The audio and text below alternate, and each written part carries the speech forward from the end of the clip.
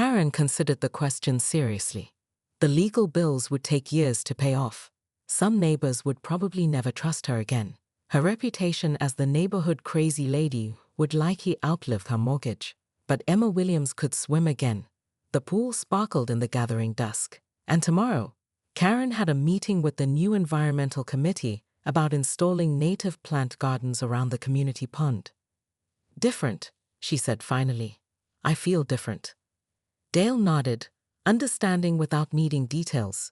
They walked home together through their familiar neighborhood, past houses where children's bicycles lay scattered on front lawns and porch lights were beginning to flicker on against the approaching night. Behind them, the pool sat serene and empty, waiting for another day of summer joy. In the distance, the sound of sprinklers whispered across suburban lawns, and somewhere a dog barked once before settling into evening quiet. Karen had learned something valuable in the past few months, though she wasn't quite ready to put it into words yet. Sometimes the cost of being right was higher than anyone should be willing to pay. And sometimes the most radical thing you could do was simply admit you were wrong and try to do better. But late that night, lying in bed and listening to the familiar sounds of her neighborhood settling into sleep, Karen found herself wondering about the new family moving into the house at the end of the cul-de-sac next month. She'd heard they had teenagers, and teenagers, in her experience, had very little respect for proper lawn maintenance schedules. The thought made her smile in the darkness, though she couldn't quite say why. 2 weeks later, Karen's wetland ecosystem was thriving beyond her wildest dreams. The goldfish had multiplied, attracted a family of herons, and somehow spawned what appeared to be a colony of frogs. The HOA's attempts to drain the pool had been blocked by an emergency injunction from the Environmental Protection Agency, filed by Karen's newly hired environmental lawyer. "I never thought I'd live to see the day when HOA regulations would be trumped by duck poop," muttered Tom Chen, watching a great blue heron stalk majestically through the 3-foot-deep water. Karen had become something of a local celebrity. Environmental groups were calling her a guerrilla conservationist, and a local news crew had dubbed her swimming pool Westfield Wetlands. She'd started giving tours on weekends, complete with laminated fact sheets about urban wildlife habitats. But her moment of triumph was short-lived. Dale cornered her in their kitchen on a Tuesday morning, holding an envelope that made her stomach drop. Their homeowner's insurance had been cancelled. Their mortgage company was demanding an immediate property inspection, and 3 neighbors were filing a class action lawsuit for property value depreciation caused by malicious creation of a public nuisance. "Karen," Dale said quietly, his voice carrying a weight she'd never heard before. "This has to stop." "Stop? We're winning. The EPA is on our side. The media loves us, and the HOA can't touch that pool for at least 18 months. We're broke." Dale set down bank statements with the careful precision of a man delivering a terminal diagnosis. "The environmental lawyer cost us $8,000. Our insurance premiums tripled before they dropped us entirely. The county fined us $3,000 for unauthorized water feature construction." Karen stared at the numbers, her mind racing. She'd been so focused on defeating the HOA that she'd forgotten about the collateral damage to her own life. "We could sell," Dale continued. "Move somewhere with a normal HOA, maybe one that doesn't have a community pool." "Absolutely not." Karen's voice hardened. "They started this war. I'm going to finish it." That afternoon, she received an unexpected visitor. Steve Williams stood on her doorstep, but he looked different, older, more tired, but strangely calm. "Can we talk?" he asked. They sat on her front porch, watching the ducks migrate between the pool and the small pond at the community park. For several minutes, neither spoke. "You know," Steve finally said, "my daughter Emma loved that pool. She learned to swim there when she was 4. Every summer, she'd spend hours there with her friends." Karen felt something uncomfortable twist in her chest. "I didn't." She asked me why the pretty ducks were more important than her swimming lessons. Steve's voice was matter-of-fact, without accusation. I didn't know what to tell her. They sat in silence again.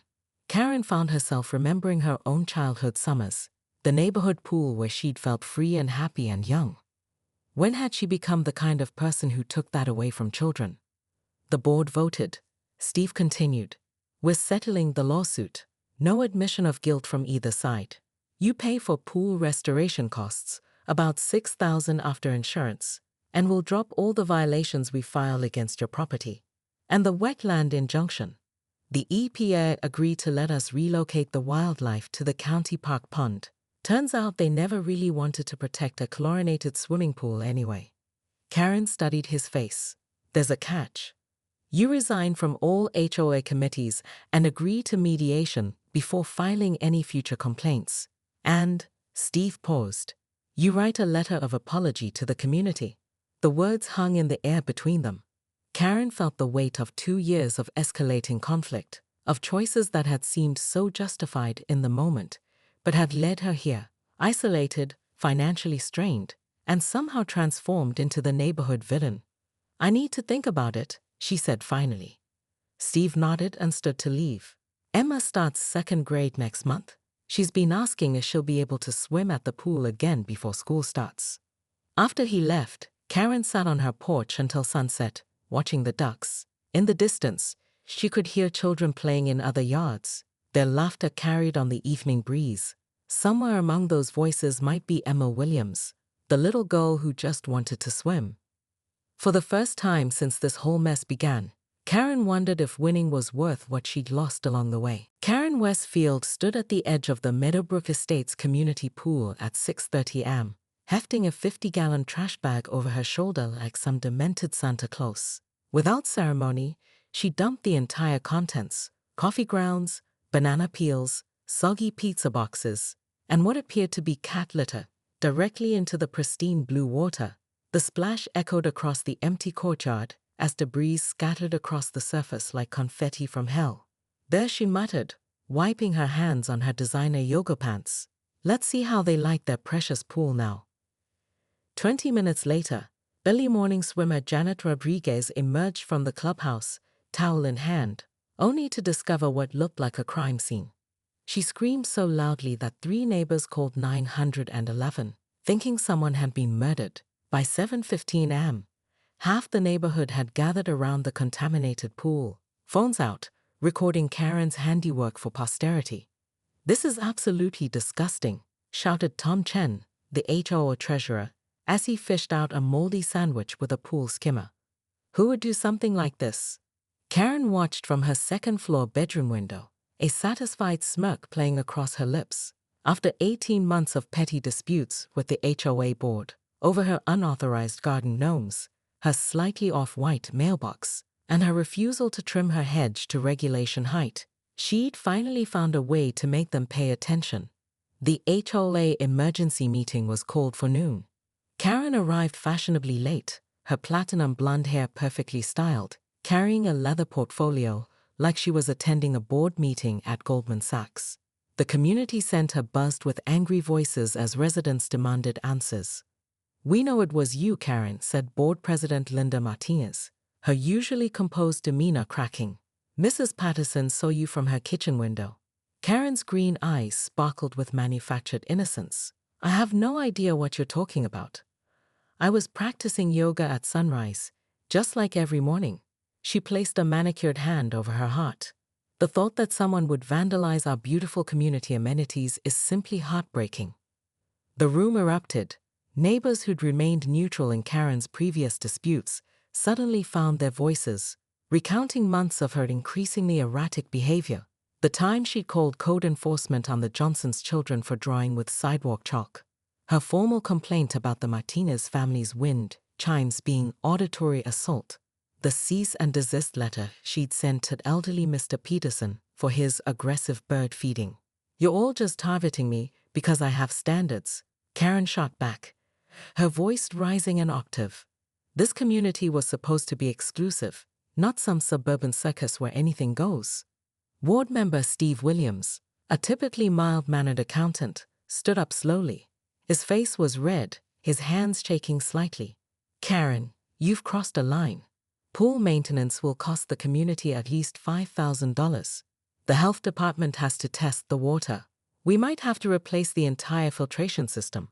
Karen shrugged.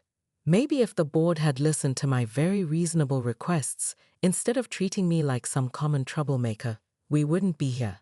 The silence that followed was deafening. Even Karen seemed momentarily taken aback by her own admission. Linda Martinez leaned forward, her voice deadly calm. You just confessed to destroying community property, Karen. I hope you have a good lawyer. As Karen left the meeting, walking through a gauntlet of hostile stares, she felt a strange mix of triumph and unease. She'd gotten their attention, but something in Steve Williams' expression suggested this was far from over. Behind her, she could hear hushed conversations and the word lawsuit being whispered like a prayer. Karen's letter of apology took her 3 days to write. She'd started with righteous justifications and legal technicalities before deleting everything and beginning again. The final version was only 2 paragraphs long, but each word had been chosen with careful precision. The community meeting where she would read it was held on a sweltering August evening. Nearly every resident attended, packing the clubhouse beyond capacity. Karen arrived early, sitting in the front row with Dale beside her for moral support. I want to apologize to this community, she began, her voice steady despite the flutter in her chest. I let my frustration with HOA processes escalate into actions that were selfish and destructive. I took away something that brought joy to families, especially children, because I couldn't find a better way to express my disagreements. She paused, looking out at faces that ranged from cautiously hopeful to openly skeptical. I've learned that being right about regulations and procedures doesn't matter if you're wrong about treating your neighbors with respect. I'm sorry for the disruption, the expense, and the loss of trust I've caused. The applause was polite, but scattered. Karen had expected nothing more. During the break, she found herself face to face with Janet Rodriguez, the swimmer who discovered the garbage-filled pool. Karen braced herself for another confrontation. Instead, Janet extended her hand. That took guts, she said simply. Thank you. Others followed. Not everyone forgave her. The Chens still crossed the street when they saw her coming. But enough people were willing to start fresh that Karen felt something she hadn't experienced in months: hope. The pool restoration took 6 weeks. Karen contributed her share of the costs and volunteered for the weekend cleanup crews, scrubbing algae stains in 90-degree heat without complaint. When local news crews came to film the after story, she politely declined interviews. On the day before the pool's grand reopening, Karen stood at the chain-link fence, watching the final chemical treatments turn the water from murky green back to crystal blue. Looks good, said a small voice beside her. Emma Williams, a gap-toothed second grader with her father's earnest eyes, had slipped through the fence to join her. It does, Karen agreed. Are you excited to swim again? Yeah, Daddy said you helped clean it up. That was nice. Karen felt her throat tighten. I was the one who made it dirty in the first place. Emma considered this with the philosophical seriousness only children can muster. Well, you fixed it though. That's the important part, right? The pool reopening celebration was a modest affair: hot dogs, sheet cake, and about 50 neighbors who were just grateful to have their community amenity back. Karen and Dale attended, staying toward the periphery of the festivities. As the afternoon wore on, Karen found herself in conversation with Linda Martinez about winterizing the community gardens. It was a normal, boring, neighborly discussion about mulch and irrigation timers. It was wonderful. I'll owe you an apology too, Linda said unexpectedly. We could have handled your initial concerns better, maybe if we'd listened more carefully from the start. Water under the bridge, Karen replied, then caught herself. So to speak. They both laughed. The first genuine shared laughter Karen had experienced with a neighbor in over a year. As the sun began to set, families started packing up their pool gear and folding lawn chairs. Emma Williams cannonballed into the deep end one last time, sending up a splash that caught the golden evening light. Karen watched the little girl surface, grinning and gasping, and felt something settle in her chest that she hadn't realized had been twisted tight for months. Dale found her by the pool's edge as the last families headed home. How do you feel? He asked. 3 days after the pool incident, Karen received a certified letter that made her blood run cold. The HOA was suing her for $12,000 in damages and demanding her immediate resignation from the Community Garden Committee. Worse, they'd filed a complaint with the county, and a code enforcement officer would be conducting a comprehensive review of her property within the week. "This is harassment," she shrieked at her husband Dale over breakfast, waving the legal papers like a battle flag. "They're trying to drive us out." Dale, a soft-spoken insurance adjuster who'd learned to pick his battles carefully, merely grunted and continued reading his newspaper. After 22 years of marriage, he'd developed an impressive ability to tune out Karen's dramatics. But Karen wasn't done. If the HOA wanted a war, she'd give them one they'd never forget. That afternoon, she drove to 4 different garden centers, purchasing 50 pounds of pond algae, 3 bags of compost tea, and enough duckweed to choke a lake. Her plan was beautifully simple. If they thought a little garbage was bad, wait until they saw what a real ecological disaster looked like. Under cover of darkness, Karen returned to the pool. The HOA had drained and partially refilled it, but the filtration system was still offline pending health department approval. Perfect. She dumped her organic arsenal into the water, then added a special touch: 2 dozen goldfish she'd rescued from the pet store's clearance tank. "Let's see them sue Mother Nature," she whispered, watching the fish dart through the murky water. By morning, the pool had transformed into something from a Louisiana bayou. Green scum covered the surface, the water had turned an ominous brown, and the goldfish had apparently invited every duck, goose, and swan within a 5-mile radius to their new home. The smell was distinctive. Linda Martinez arrived at 7 a.m. to check on the pool's progress and nearly fainted. 17 waterfowl had taken up residence. The pool deck was covered in droppings, and something was growing on the surface that looked suspiciously like Spanish moss. "Karen!" she screamed at the top of her lungs, her voice echoing across the development. This time, Karen didn't watch from her window. She sauntered out to survey her handiwork, wearing a flowing sundress and oversized sunglasses like she was attending a garden party. "Oh my," she said, pressing a hand to her chest in mock surprise. "How unfortunate. It seems we have a genuine wetland habitat developing. I do hope the HOA has proper environmental permits for pond maintenance." Steve Williams appeared, looking like he hadn't slept in days. His usually perfect hair was disheveled, and his eye was twitching. "Karen, what have you done?" "I've created a sustainable ecosystem," she replied primly. "The ducks seem quite happy, and goldfish are excellent for mosquito control. You can't turn a swimming pool into a swamp." Karen tilted her head thoughtfully.